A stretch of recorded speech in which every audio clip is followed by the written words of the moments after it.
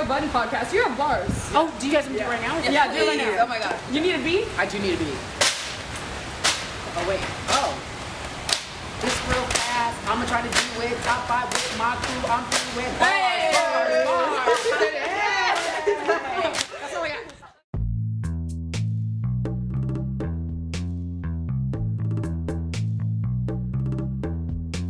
Hey guys, welcome back to Top 5. Today we are here at the beautiful James West Alumni Center on campus at UCLA.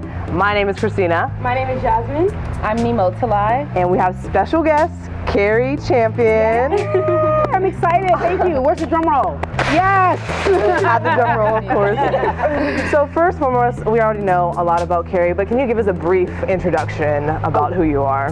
So clearly I'm a Bruin, right? I went to UCLA, and we just had the conversation. When I went here, I knew that I wanted to be a broadcast journalist, but I didn't know what to major in because there was no broadcast journalism program. It was just communications.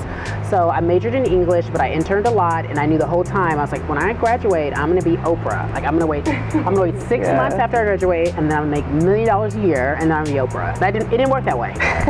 This just didn't. You have to have 1 million jobs before you make it. So I worked as a local news reporter in West Virginia and Atlanta and Florida, and then I worked at the Tennis Channel, which is a single sport network. And so when I worked there, I was like, I might as well do this, at ESPN. It just makes sense to be at the best. And then I got a job at ESPN. It didn't happen that easy, but now I'm a SportsCenter anchor, and I have a show on Monday through Friday, which is amazing, and I'm happy and excited about it.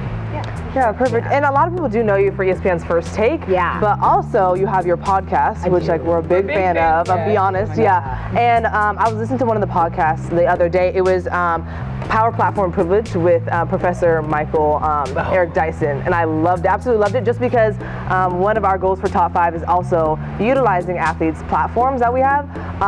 And so our first discussion question actually is related to that, and it's how do athletes balance the dichotomy of being able to utilize that platform and power and influence that they do have without dealing with or trying to avoid the repercussions that could follow that from whether even anyone in power, not even just athletes, anyone in positions of power. How do they balance that when there's all these eyes of whoever's paying the check, whether it's the corporation or the organization, that doesn't want them to utilize their voice in other things outside of what they're here to do. So you're saying, how can I speak up and use my platform without getting in trouble? Yeah. Because even having repercussions of if you're losing your job or something that really affects you and your family. Yeah. I don't know if you can do that. If I'm being honest with you, I hate to say it that way, but I feel like sometimes it depends obviously who you work for. It depends on what matters to you most. It depends on, all this is internal too, right? And I'm saying this just watching what happened to Colin Kaepernick, because for instance, Colin had been sitting for the national anthem before the media noticed it. And so when we decided to ask him about it, it then became a problem. But if anyone had been paying attention, Colin had changed who he was socially for months prior, if not a year prior. His Instagram posts were changing. There was no more of him, his hair, everything was changing. But we just didn't take notice until someone asked. So had he decided to stay in San Francisco, I think he'd still have a job. I think there'd be a lot of pushback though. But he decided to leave because he thought that perhaps his quality, his work, his talent would outweigh what he was doing with his platform. He thought the two could be separate. And now we know they can't be. So there always has to be, you always have to be okay with making a decision. For me, I get very angry about what I see happening, and I know that ESPN has made it clear about what we can and can't say. Don't be up here saying that. Shout out to my girl Jamel. Don't do this. Don't do that. But I have been very vocal internally about what I'm upset about. I'm like, that's not fair. You can't take away my First Amendment right. I'm a journalist. And so their approach is, you can be upset, you can express yourself, but it's how you do it. You don't have to go in there and call people names, right? But if you're eloquent about it, if you're smarter than they are about it, meaning whomever you're trying to attack, then you can get away with it. So I use my podcast as my platform. Everybody, it's so many podcasts, everybody ain't listening to what I'm saying. The bosses is, right? And so I use my I use that, and I am I worried? Sometimes I'm worried. I mean, I just am. Sometimes I'll say something there, I'm like, shouldn't have said that. But it's gone. It's out now. It's in the atmosphere. I'll deal with it after the fact. I think that if you guys are really passionate about something, you wouldn't care about the repercussions. It really has to be so internal and guttural. Like it's something that just moves you that you can't sleep at night because you don't have any peace. And that's what was happening with Colin, right? That's happening with a lot of these NFL players. That's what happened with LeBron. LeBron James went on camera and talked bad about the president because he was so upset internally. But he also knew, I don't care if I lose sponsors. I'm the NBA. I'm arguably the best player in the world. And that's fine. I can lose a few million, but I'm going to say what I want to say. So what about athletes that don't have that like level of prowess? Like LeBron is LeBron. Yeah. So at the end of the day, like no one's gonna be like, LeBron, you can't play anymore. And I think you spoke about this recently on Tuesday with Marcellus Wiley, and you guys talked about that, and you were asking, you know, well, he mentioned the NFL and how the NFL is bigger, of course, than the players and the comment and everything. But then he talked about the NBA. He was saying some of the players can be bigger than the NBA just by their sponsorship. So exactly, how do you feel about that? Well, if you're not LeBron, you're out of luck, right? You hope LeBron is speaking for you, and you're texting him like, "Dude, say this." Go LeBron. Like, thank you for what you said earlier. I tried to say it, but I gotta, pay these bills. Like, No, for sure. I think that you can find smart ways to say what you feel. You don't have to take a knee. Like, taking a knee is so divisive that I've always said this: don't lose focus. Stay focused on the message. Like the distractions can be in Twitter. It can be in how people are approaching your message and watching what you're doing. The message is clear. Social injustice needs to be addressed. Certain things that are happening in my community that I'm not proud of, and I want to talk about that. If you stick to the facts and not all the other distractions, they can't get mad at you. So, like, say there's something going on in your community in Arizona and you want to talk about it, you can use your platform. If there is an issue where you don't want to see single moms, not able to spend time with their kids or go to their games, and you want to focus on that, no one's going to say to you, "Nah, you can't do that." If Colin Kaepernick said, "I'm kneeling for breast cancer," would this be an issue? Would we be here today? We'd be like, "God, what a wonderful man." Everybody would be like, "What a wonderful man." So there's a way to go about it, and I think unfortunately because he kneeled, not at his choice, but because he kneeled, it became everyone was so caught up in the method, and the message was lost. And the media, we also lost the message. We forgot to talk about what the real message was. Sure. Oh, for sure. So moving on with that same kind of idea of athletes and their platforms and different things, this is something that we've even seen recently happen here at UCLA. We've been bringing it up a little bit, but it's like when you're looking at rookies and you're looking at athletes that are very young, so you have a lot of athletes in the league that are actually like 18, 19, 20 years old. Why are they held to a higher standard than like your typical 20-year-old? That's such a good question. That is such a good question. I said that the other day about LeAngelo. I said, we forget kids are kids. I was like, I've done so much stupid stuff. I mean, obviously I wasn't playing at UCLA at the time, but as a child, like my mom would go down the list and be like, remember that time? I'm like, oh yeah, I should have did that too. Yeah. We don't give grace anymore. Two reasons. One, because it's such a business, right? So basketball is a business, football is a business on the collegiate level, and these kids are stars overnight, right? Overnight, even if you weren't a ball family member, but if you play for UCLA, you run track, you are part of the athletics, you become a star. People know who you are. They're like, and it comes so fast, and then they treat you as if you're different, and that means you then have to be treated as an adult. And to me, that is the most unfair thing that has happened so far with student athletes. I can't stand it, because sometimes I think we treat Zeke like Zeke Elliott is one of the perfect examples. We treat him like he's grown, but he's a kid. This guy was eating, ramen last year in his dorm. I'm like, why do we expect them to be any different than we were when we were 22? Here's a problem though, right? When you become instant millionaire, you have instant responsibility, and that's just how it works. So you want to give me back your millions? Then that's all good, right? Or you want to give me back your ability to play? Fine, go be a kid. That's the problem. Like, so with, great responsibility comes with this great talent that athletes have. It's crazy. Yeah. Not fair. Not fair at all. So you mentioned the Ball family, and we actually had a question about Lonzo. Sure. So the first time I heard of him rapping was with your interview with him, actually, on SportsCenter. And basically, I wanted to ask, like, how do you feel about him immersing himself into two industries? Because you know how he's rapping and he has his art on multiple platforms. he performed at Melo's birthday party. Like, he's really pushing this. Yeah. But he's also a professional athlete. So, like, how do you feel about him, actually dabbling into more than one thing? Objectively, I would say that's fine. As a Laker fan, I'm like, focused on playing. Yeah. So objectively, I'm like, sure, just do whatever you got to do. But as a Laker fan, I think that we were discussing this on the way here.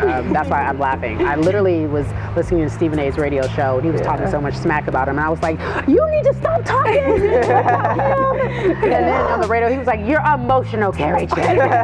I was like, I am, but that is not the point. I think that he's got a lot of things going on, and I just, as someone who has some wisdom, I think that life came at him real fast, and he didn't want it. And I think that rapping is probably an outlet for him that he really enjoys, and this is probably something that he's passionate about.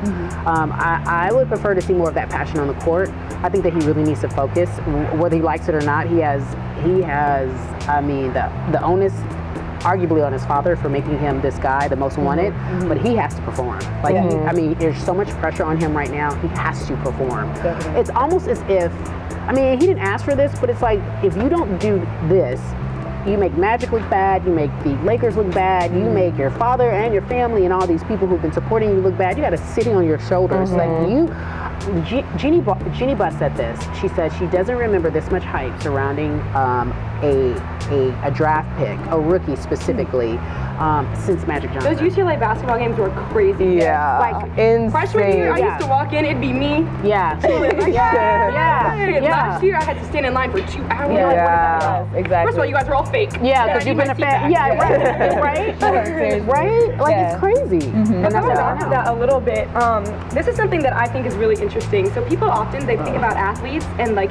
them doing multiple things, and they think that we don't have time for anything. So I actually watched this video, it's Everyday Struggle on Complex, and they were talking to Iman Shumpert, and they were talking about how people would always tweet him, and they would be like, you need to focus on the game, like, what are you doing, why are you rapping, as if like all we do is just like practice all day long. Yeah. So when you're thinking about Lonzo in that kind of regard, what do you have to say for that? 'Cause he's not playing basketball all day. No, I think it's a good outlet for him. I think he needs to do that. But if I'm honest with you, like, the greats are playing basketball all day. Yeah. The greats are eating and sleeping basketball. They're in the gym every day, all day. So I listened to the podcast from October with Bose. Oh, that's my boo. Was she behind this? Was she behind? Oh yeah. Oh Okay. no. Oh no. It's a concerted effort to make sure that all the brown girls, women specifically, but brown girls are supporting one another. So imagine a room of women, boss ass women. Don't know if I can curse. This boss women who look like us, who are in key positions, and we want to make sure that we all win because they're not checking for us, right? So no one's like, hey, Cari Champion, I want to put you in a national ad campaign because I think it would be great and you're super popular. Like, we all know that, but only Bose can make that happen because she's in a power position.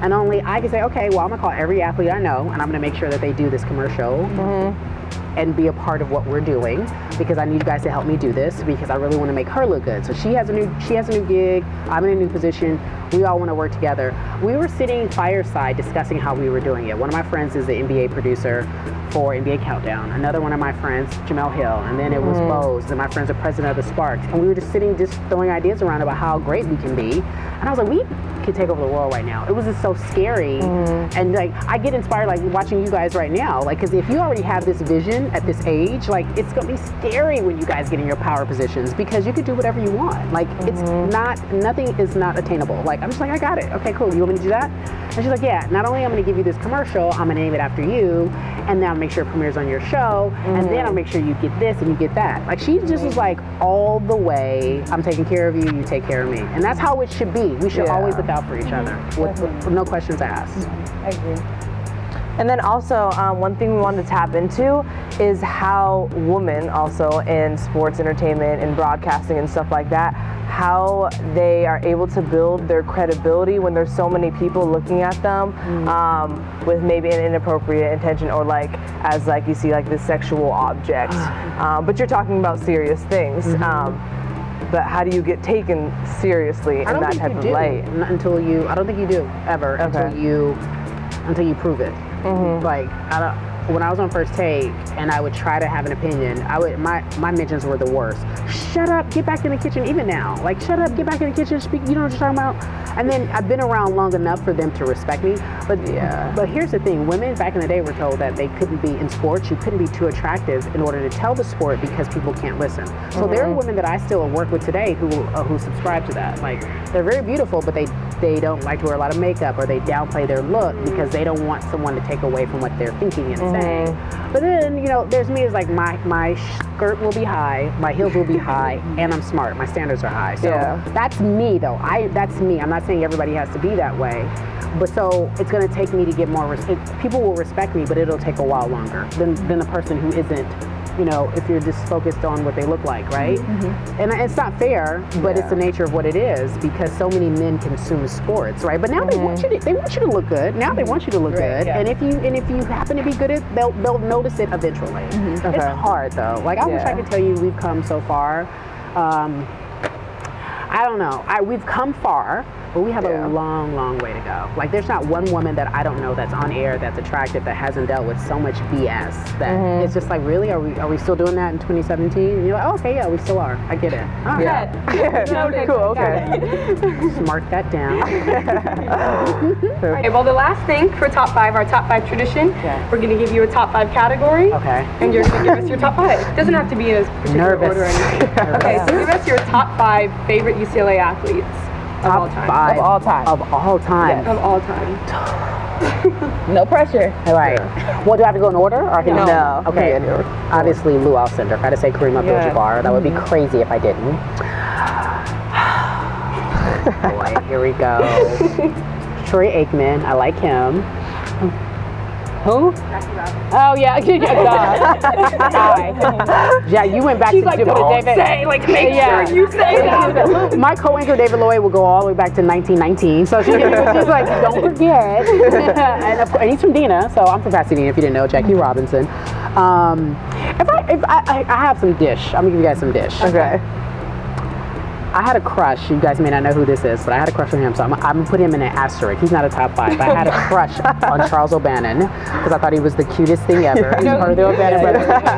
Fast forward, I don't like him no more. But I had a crush on him, so he's in my asterisk. You know who also too is still there for me? Tyus Edney, because if it wasn't for Tyus, still is around, right? yeah. And it wasn't for Tyus, they wouldn't have won the chip. So Tyus is on there. Where's that? That's 4. And did she go here? We always loved this. Oh, she just trained here. Whoa. She just trained here. We know. She went here, She right? did go here, yeah. She did.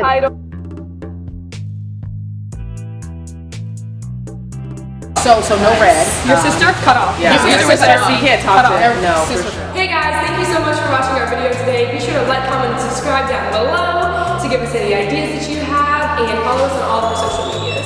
Thanks so much. Hey guys. Go Women's.